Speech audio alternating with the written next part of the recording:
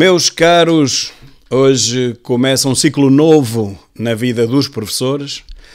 É 1 de setembro, começa o novo ano letivo. Eu já me fui apresentar logo de manhã, portanto, para aqueles que continuam a dizer que eu estou de baixa, infelizmente não estou, nem nunca estive de baixa. Há 11 anos ou 12 que não me lembro de faltar um único dia por doença. Há uns ou 12. Mas pronto, felizmente é assim. Tenho tido esta sorte, nem sequer estou doente, a não ser umas gripesitas, mas isso. Mas começa hoje o ano letivo e ocorreu-me fazer um vídeo diferente, sobre um pensamento, não sobre a atualidade, isso é o que eu faço todos os dias, mas este vídeo é sobre um pensamento do dia, por assim dizer. Eu estava há pouco a tomar café, aqui num cafezinho em baixo, no prédio onde moro, e em conversa com a proprietária, dizia-me ela, olha, isto está tão mau, mas olha, estamos todos no mesmo barco, quando tiver que afundar, afundamos todos. A propósito da inflação, claro, do aumento do custo de vida, que continua a ser negado nos meios de comunicação social, mas que nós infelizmente descobrimos e redescobrimos de cada vez que entramos num hipermercado. E sobre esta analogia do barco, ocorreu-me responder-lhe da seguinte forma. Ó doutora, não é bem assim, eu chamo a doutora carinhosamente, não é bem assim. Os barcos são muitos, o mar é que pode ser sempre o mesmo. E vamos imaginar um mar calmo e 3 tipos de barco, basta 3, um paquete transatlântico, um barco de passageiros turístico que leve para aí 50 pessoas e um barquinho a remos ou com motorzito fora de borda. Isto no meio do oceano, por absurdo, claro. Os 3 ao lado uns dos outros. Se o mar está calmo, não há problema nenhum. Para nenhum deles até. O transatlântico não mexe. O barco turístico também não mexe. E o barquinho a remos também não. Enfim, uma pequena ondulaçãozinha mal se nota. Está tudo a correr bem. Claro que cada um viaja à sua velocidade. O transatlântico talvez a 15 nós. O barco de passageiros talvez a 10. E o barquito a remos talvez a 1, mas todos navegam, todos se mantêm à tona de água. Mas quando o mar começa a ficar encrespado, na proximidade de uma borrasca, de uma tempestade, as ondas começam a aparecer. Ondas de 1 metro, 1 metro e pouco. Bom, o transatlântico continua a não mexer. O barquinho turístico de passageiros, enfim, uma ligeira ondulação, mal se nota. Mas o barquito a remos já começa a dar de si, a abanar muito, a ondular bastante, com as tais vagas de 1 metro, 1 metro e pouco. É exatamente isso que ele vai ondular. Mas, quando o mar está em tempestade profunda, o que é que acontece? Acontece que o transatlântico continua a não se mexer praticamente. Navios que levam 5.000 pessoas são completamente imunes à tempestade. Praticamente ninguém dá conta que está a atravessar uma tempestade. Já o barquinho de turístico de 50 lugares se vê aflito porque tem que, enfim, controlar bem as vagas, os vagalhões, tem que se voltar de frente, de proa virada à ondulação, porque senão pode ocorrer, e muitas vezes ocorre, que com vagas alterosas, um pequeno barco, paralelamente a essas vagas, possa voltar-se. Agora, o barco a remos, meus caros, o que é que acham que lhes acontece? Pois é, não tem hipótese nenhuma, não é? Numa tempestade no mar alto, um barco pequeno não tem nenhuma possibilidade de se aguentar à tona d'água, e, portanto, mais cedo ou mais tarde, mais hora menos hora, ele afundará.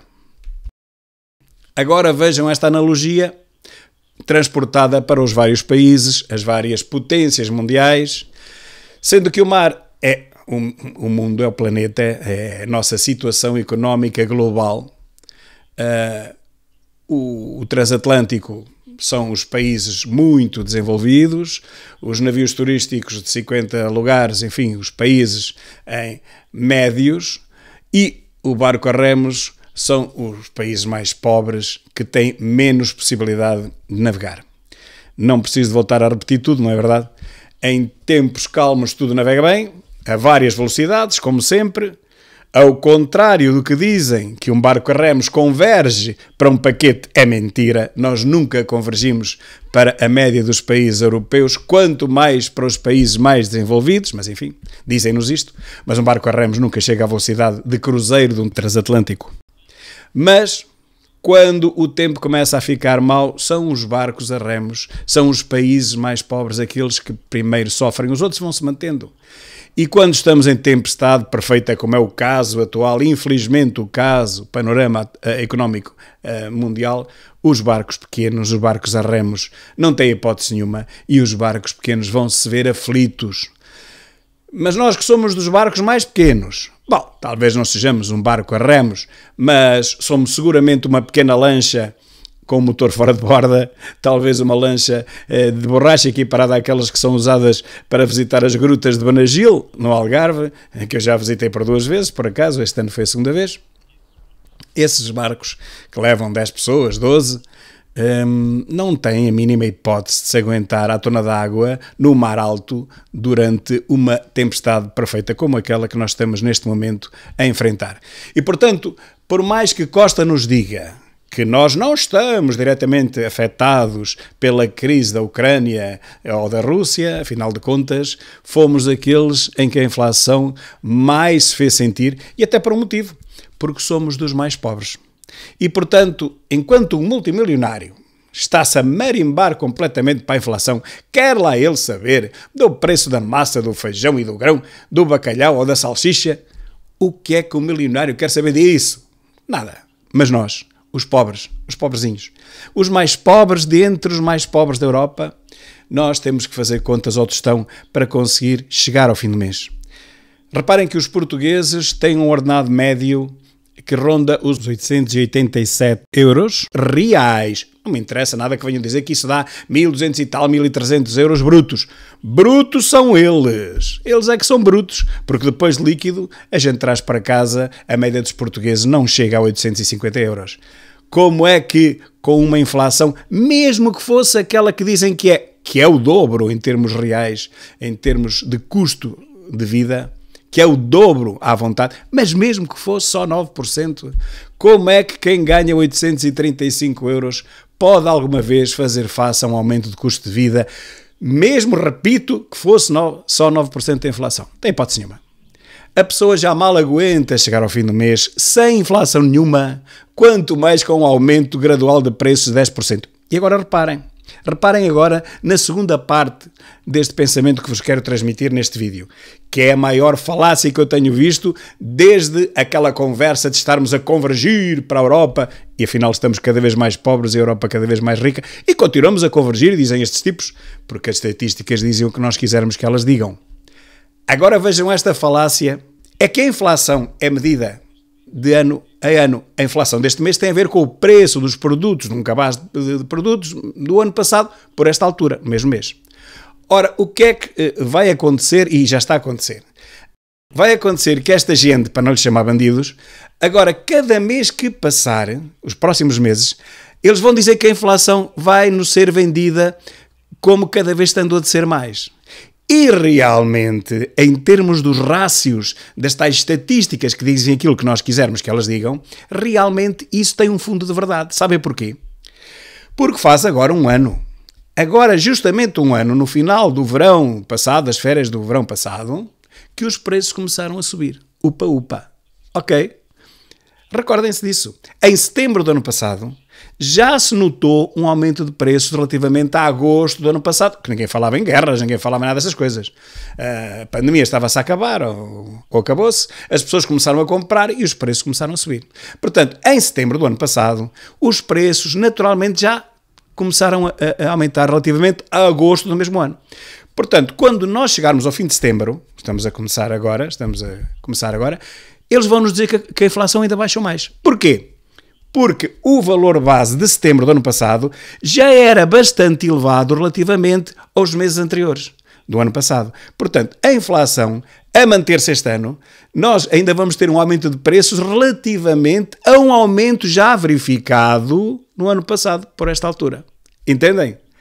Agora vejam, isto é uma escada, isto é uma escadinha para aí acima.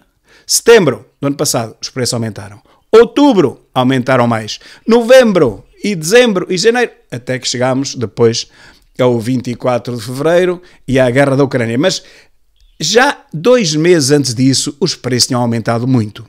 Portanto, nós quando chegarmos a dezembro deste ano, o que é que vai acontecer? Nós vamos comparar com dezembro do ano passado, a altura em que os preços já estavam bastante mais altos do que, por exemplo, em junho do ano passado. Já estavam, porventura, 5% acima do normal.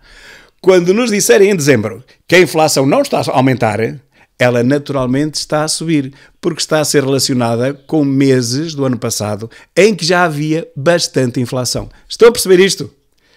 Espero que estejam a seguir o raciocínio. É que os preços do ano passado não se mantiveram fixos ao longo de todo o ano, não. Começaram a subir a partir de setembro. Setembro subiu, outubro subiu mais, novembro subiu mais, dezembro e por aí fora. Ora, quando nós chegarmos a setembro, começamos hoje, outubro, novembro, dezembro, a inflação vai sempre relacionar-se com os mesmos meses homónimos, do mesmo nome, do ano passado.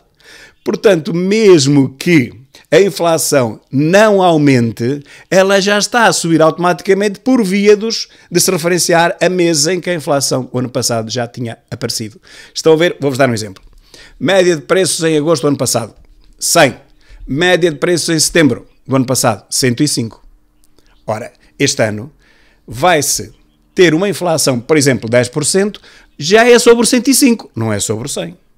Quando chegarmos a outubro, média de preços 110 do ano passado. Este outubro, a nossa referência já não é 100 nem 105, já é 110. Ou seja, mesmo que a inflação continue a ser 10%, é 10% sobre 110. E assim sucessivamente. Quando chegarmos a dezembro, isto é um exemplo, apenas um exemplo básico para toda a gente perceber, quando chegarmos a dezembro, imaginem, índice de preços em dezembro do ano passado, 120. Ora, este ano, se a inflação se mantiver nos 10%, é 10% sobre 120, não é sobre 100. Ou seja, mesmo que a inflação não aumente relativamente ao ano passado, por via do aumento de preços do ano passado, os preços este ano aumentam cada vez mais. Eu não me interessa que me digam que a inflação continua a ser 9% ou que baixe uma décima. Não, porque esse 9% implica um aumento de preço brutal. Eu vou ter que aumentar relativamente à inflação do ano passado. Um produto que custasse, imagina, massa alimentícia, custava 1 euro o ano passado, em dezembro já custava 1,20 €. Este ano, com preços de inflação, ou melhor, com níveis de inflação de 10%, vai custar 10% sobre 1,20 €, que vai dar... Nós vamos ter que pagar o mesmo pacote de massa a 1,32 €. E a inflação é sempre a mesma. A inflação não sobe. O que sobe são os preços. O próprio conceito de inflação quer dizer que há um aumento de preço, é uma derivada. Se me disserem que a inflação não sobe, é porque o aumento de preços é constante. Mas há aumento de preços. O que é constante é o rácio. O aumento é que é constante, mas os preços não, os preços estão sempre a subir àquele ritmo, ao ritmo de 10%, imagino. Portanto, e se o ritmo for 10%, eu garanto-vos que mais de 4 milhões de portugueses não conseguirão continuar a pagar todos os anos mais 10% do que pagavam o ano passado pelos mesmos produtos. Não conseguem, de certeza absoluta. A receber 835 €, eu garanto que não. Não vão conseguir. Talvez consigam um ano apertando o cinto. Ao segundo já não conseguem, ao terceiro nem pensar. Portanto, bem pode Costa vir dizer que vai dar 60 € aos mais pobrezinhos e que vai dar mais 70 anos aos filhos dos mais pobrezinhos, que são aqueles que não pagam impostos, só recebem, e depois no terceiro ano há de dar 80. Isso não serve para nada. Isso é gasto no primeiro mês. A inflação come tudo isso no primeiro mês. Portanto, não adianta nada tentar enganar os portugueses. Isto é como estar a tentar apagar um incêndio gigantesco com um regador de plantas. Não adianta nada. Nada. Zero. Portanto, meus caros, resumindo e concluindo, o meu pensamento do dia começa agora um novo ano letivo. É o seguinte, o meu pensamento do dia. O nosso futuro são as crianças. É essa a minha matéria-prima, é com elas que eu trabalho. Não lhes lavo a cabeça com as minhas ideologias políticas, mas outros, sim, lavam. E, nomeadamente, o Ministério da Educação na disciplina de Cidadania. Este ano até vai haver uma reunião só com os professores de Cidadania no meu agrupamento de escolas. Eu gostava de saber o que é que eles vão decidir em doutrinar as crianças, mas eu vou estar atento e vou perguntar aos meus alunos o que é que eles dão em cidadania, o que é que vão dando para poder rebater caso aconteça o que tem acontecido em anos anteriores. Eu espero que as coisas mudem e melhorem, espero que a ideologia globalista de extrema-esquerda deixe de ser transmitida aos alunos como se fosse uma verdade científica. Não o é. Nunca o foi. E mesmo que fosse verdade científica, hoje a ciência está sempre a mudar e a evoluir. O que hoje é verdade, amanhã vai-se provar que não é bem assim, é de outra forma. Mesmo que fosse científica. Mas nem sequer isso é. Ideologia política não é ciência. Eles chamam-lhe ciência política, eles chamam-lhe o que quiserem, mas não é ciência no seu sentido da palavra. Não é comprovadamente verdade. E eu vou estar atento no próximo ano letivo para ver como é que os alunos são endrominados em termos da disciplina de cidadania. Um grande abraço a todos e até logo.